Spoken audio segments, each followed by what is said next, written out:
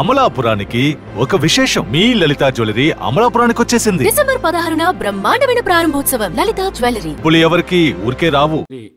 కల్వకుంట్ల తారక రామారావు.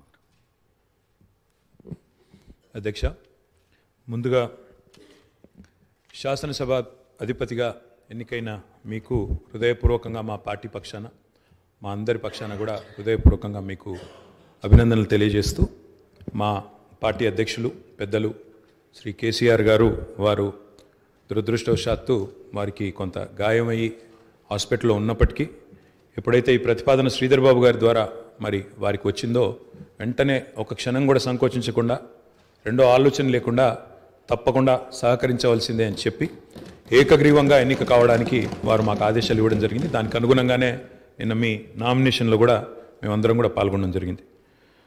అధ్యక్ష, మీతో వ్యక్తిగతమైన అనుబంధం కూడా నాకు చాలా ఉంది. మీరు 2009 శాసనసభకు ఎన్నికైన నాడు నేను కూడా మీతో పాటు సహచర శాసనసభ్యుడిగా ఉన్నాను. ఆనాడు తెలంగాణ ఉద్యమంలో కూడా మీరు మీ వంతు పాత్ర పోషించినారు. 2012 నుంచి 14 దాకా మీరు మంత్రిగా, ముఖ్యంగా మా శాఖకు మంత్రిగా, హ్యాండ్లూమ్స్ అండ్ టెక్స్టైల్స్ డిపార్ట్మెంట్కి మంత్రిగా మీరు పనిచేసిన క్రమంలో ఆనాడు ఒక సందర్భంలో నేను మీ దగ్గరకు వచ్చి, మీరు రండి సిరిసిల్లకి మీరు రావాలి, ఎందుకంటే రాష్ట్రం మొత్తంలోనే టెక్స్టైల్ అంటే సిరిసిల్ల కాబట్టి మీరు తప్పకుండా రావాలి అంటే మీరు కొంత సంకోచం వ్యక్తం చేసినారు మొదలు.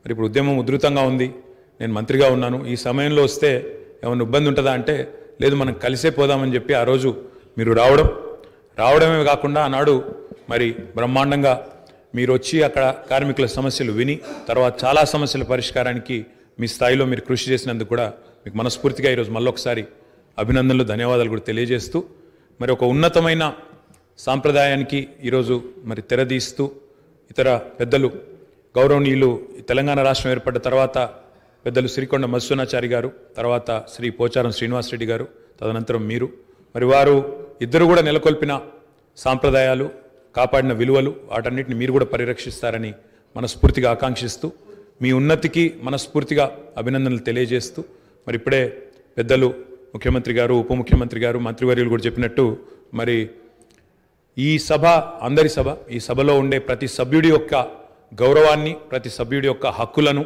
ముఖ్యంగా ప్రజల తరపున మాట్లాడే ప్రతి నాయకుడి యొక్క, ప్రతి గౌరవ సభ్యుడి యొక్క మరి గొంతును వినిపించే విధంగా ఆ బాధ్యత మీరు తప్పకుండా సమర్థవంతంగా నిర్వహిస్తారని మనస్ఫూర్తిగా ఆశిస్తూ, మరి ఒక సామాన్య ఎంపీటీసీ పదవి నుంచి ఈరోజు శాసనసభ స్పీకర్గా ఎదిగిన మీ జీవితం ఏదైతే ఉందో, రాజకీయ ప్రస్థానం ఏదైతే ఉందో, ఇది చాలామందికి తప్పకుండా స్ఫూర్తిదాయకంగా ఉంటుందని చెప్పి మనసారా ఆకాంక్షిస్తూ మీ బాధ్యతలో మీరు 100% విజయవంతం సాధించాలని మా పార్టీ తరఫున కూడా కోరుకుంటూ మళ్ళొకసారి మీకు అభినందనలు అధ్యక్ష. Thank you.